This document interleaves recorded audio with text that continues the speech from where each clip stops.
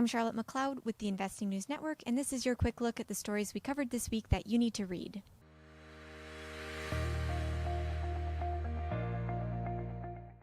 It's been an interesting week in the resource space with WTI futures plunging below zero for the first time ever. The seemingly impossible price action happened due to a number of converging factors. The main ones include extremely low demand caused by the coronavirus and a lack of space in storage facilities due to oversupply. Put very simply, as May WTI futures contracts came up for finalization, traders who didn't want to or couldn't take delivery had to offload their contracts however they could.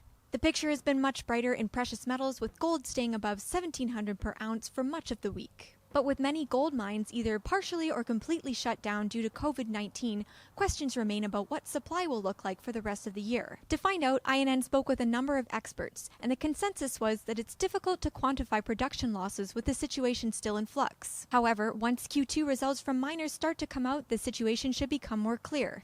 Silver was also in focus this week with the release of the Silver Institute's latest World Silver Survey. The report, which was put together by Metals Focus, shows that while silver supply and demand are both likely to fall this year, the price should rise. It's expected to test the 19 per ounce level. Of course, COVID-19 has created uncertainty for silver too, and the white metal's supply and demand dynamics are further complicated by the fact that it's influenced by both the precious and industrial markets. With that in mind, we asked our Twitter followers this week whether they think silver will benefit from its precious metal credentials this year or be weighed down by its industrial qualities. The poll was ongoing at the time of this recording, but most respondents said it would benefit and rise. We'll be asking another question on Twitter next week, so make sure to follow us and share your thoughts.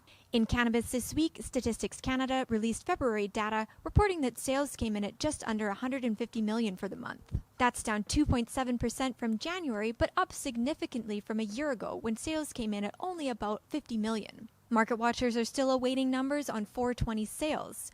While the unofficial day of cannabis celebration normally brings a spike, it remains to be seen how COVID-19 will impact customer purchasing.